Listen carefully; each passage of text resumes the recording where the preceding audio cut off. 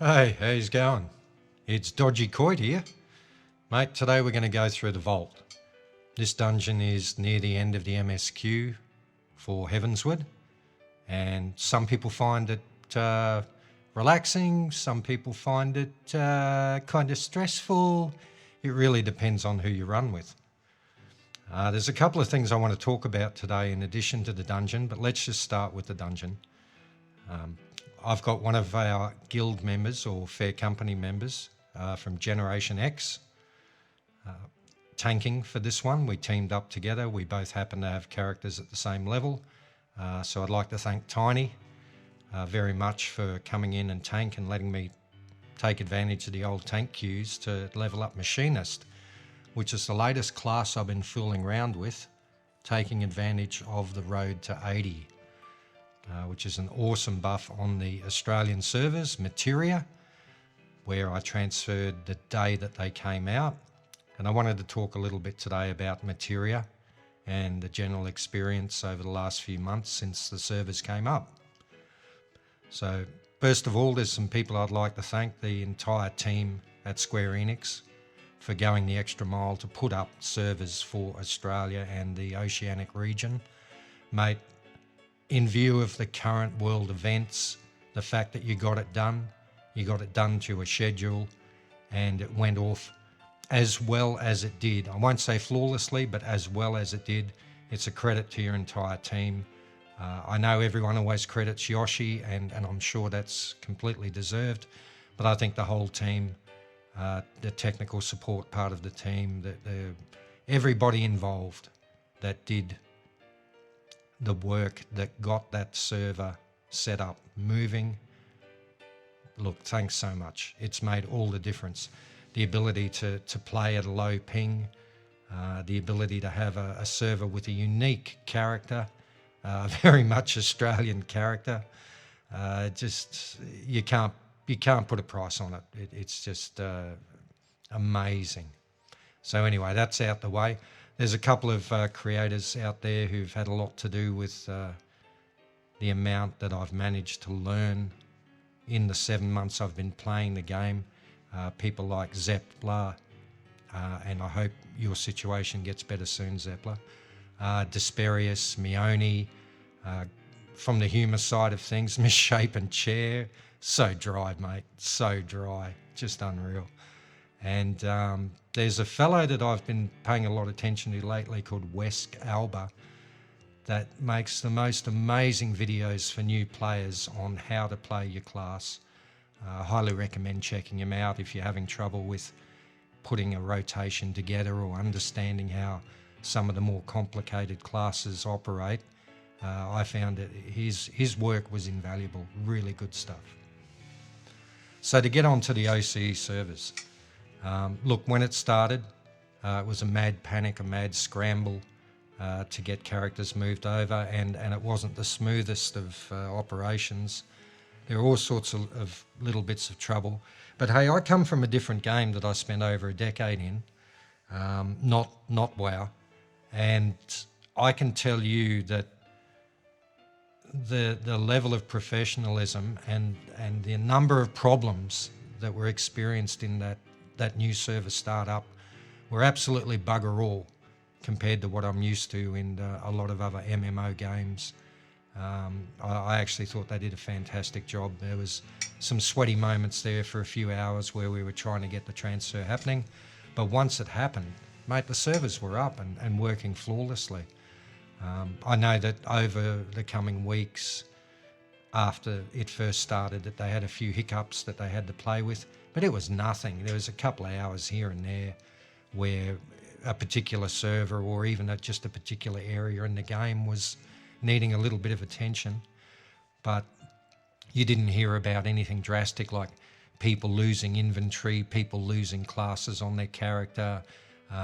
There was no major problem when you moved across to OCE. And so that part of the experience wasn't that bad, not as bad as some people at the time. We're a bit sweaty about it, but hey man, it is what it is, and it was pretty good, really, all things considered. It's a major undertaking. The second part of it was the emerging character of the server, which became evident right from the get-go. The naming conventions, let's start there. I mean, you know, to see Scotty from marketing and the Bunnings snag, and I'm positive I had a Kylie Minogue sighting in there. There are a couple of videos raised and forum posts and Facebook posts all about the incredibly hilarious names that were raised on those first characters. Mate, just so Australian. It was so good to see. Now, I came from a JP server. The first 4 months I was playing the game, I was over there. And it was a great experience. I found the JP players to be incredibly polite, professional. There was no lack of assistance when you needed it. The fact that you were a Spout, people took note of that and did give you a helping hand. But there wasn't a lot of humour. And I got to tell you what it reminded me of.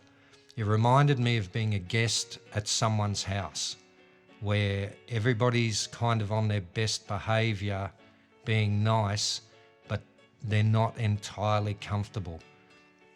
Well, that definitely changed when we came to OCE because people let rip. The other thing that happened is we had players coming from the North American servers and from the JP servers, and there were some really different cultures amongst there. So straight off the bat, there was a whole heap of carry on about conventions from, let's say, North American raiding as opposed to conventions from JP raiding, and the way that people did things. A good example is Praetorium.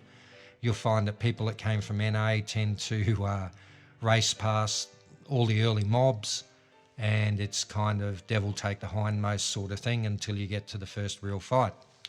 Whereas on the JP servers, it was quite normal to just kill everything as you went.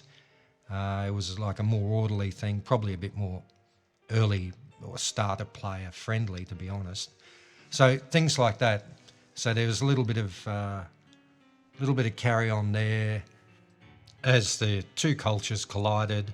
I mean, there's going to be inevitable friction. These things happen. There'll always be an adjustment period, but in the end, we're going to end up with a fairly consonant sort of mix amongst how players do things. So it'll come. Don't worry about that. Now, the other thing I wanted to talk about with the start of the OCE servers is we've got a bit of a unique mix happening as far as new players and experienced players go. Quite a few experienced players came over from JP and from NA, and a lot of people started as well, and you had a lot of new players like me that had been in the game for 3 or 4 months that were just starting to find their feet, that hit the servers, got the road to 80 buff, and just started leveling job after job after job. Now, this left a little bit of a vacuum for some of the more veteran players because endgame content, there just wasn't a great deal happening. I have seen a great deal of chatter about that. Look, it's definitely going to be like that for a little bit, but it's got to be temporary.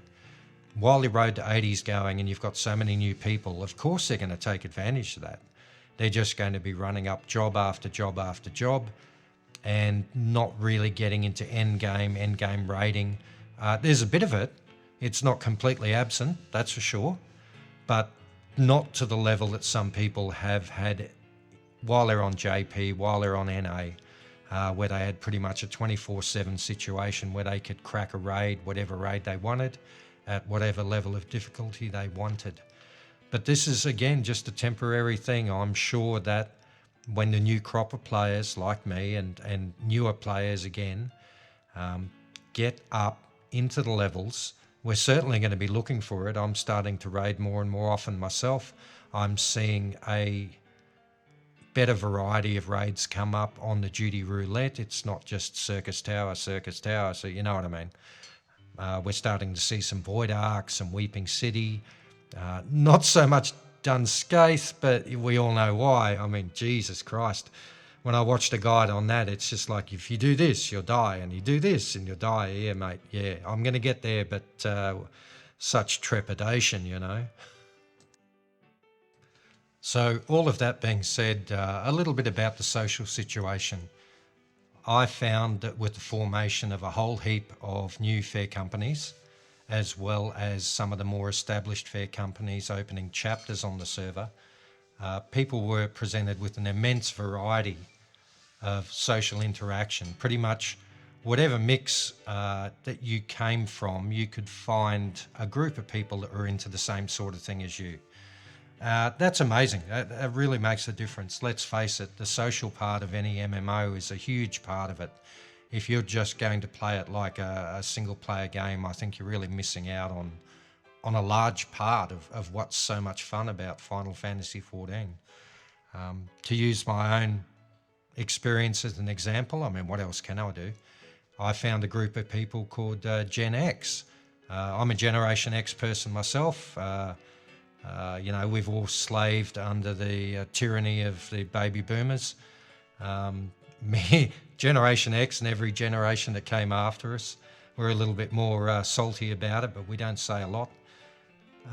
It was great to hang out with people of my own age, and some of them are extremely experienced players, and a lot of them are brand new players. To the extent where, mate, my guild fair company leader used to hang out at a lot of the nightclubs I used to go to.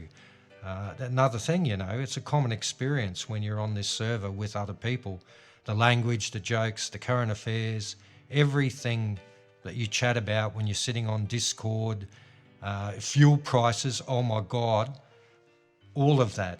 It just makes for a much better social interaction and therefore much more fun in game. I know that if you're doing a raid you've done 100 times before, you're doing it as part of your roulette, but you're in there with people you know, it's much more fun. I mean, it keeps it fresh. Even doing silly things. You know, some of the fair companies get together and have costume nights in different raids or quests or all the various events that fair companies come up with depending on the extent of your imagination and the depth of your deviation, depending on what you're into in the game. So that's another thing that you really can't put a value on, and I rate that extremely highly. Overall, I have very little bad to say about the Oceanic server experience. That may be because of how long I've been playing. The lack of housing hurts a bit, but it's soon. God, it's going to be soon. And we've all been saving Gil like mad. We hope that the new system for allocating housing is going to be amenable for everybody. I know a few veteran players, some of the players that have been in it a lot longer in our fair company, aren't terribly happy with the lottery system. They were hoping for some sort of pre-allocation for people that already had housing, and I can definitely understand that. They abandoned an awful lot of assets when they left and came to OCE, and if they're not able to regain those due to bad RNG on allocation, I mean, of course it's going to hurt. Not much else to be said about that. I mean, that's what it is. Really looking forward to housing dropping and the changes to housing, of course. I think that once again we'll see a bit more of the character of the Oceanic group, your New Zealanders, your Australians, and everybody around us on the islands, getting in there, getting into housing. I reckon we're going to see some interesting stuff. It's going to be pretty cool, and it's just one more thing to look forward to in game, in addition to the content. Okay, so that's the whole OCE thing out of the way. I'd like to talk a little bit about my experience starting out in Final Fantasy XIV as a Sprout, coming from other games. When I say coming from other games, you've got to realise I was playing Space Invaders when it first came out. I remember playing games on a Commodore VIC-20. I had an Apple IIe with 64K of RAM, playing Conan and other dungeon games on those. And of course on the Commodore 64 you had Ultima, the whole gamut, and then into the days of the LAN heyday, going to LAN competitions for Counter-Strike Source and COD 4, COD 5, Black Ops. Me and my mates had a clan that we put together. So we've done the gaming thing, you know, we've done strat games, we've seen the rise of StarCraft and games like that. This game, I would have to rate as peak gaming. I've played just about everything there is on the planet, and this game has got so much depth. And as a Sprout coming in, it can be overwhelming. Without a doubt, there is so much to it. Everything from the MSQ, squadrons, retainers, beast tribe favour, trials, raids, crafting, glams. Oh mate, don't get me started about glams. I mean, it is endgame, seriously. Once you go down that path, you're not coming back. There's just so much to it, and to take it all on, it takes a while, it really does. Branching out as you level your first character is something that has to be done and is immensely rewarding. Every part of this game is integrated. It was another thing that I found amazing, and peak gaming quality is the level of integration between all of the various parts of the game, so that the more variety of activity that you indulged in game, the greater the reward, and the synergistic fashion. Now, the individual jobs themselves can be immensely rewarding.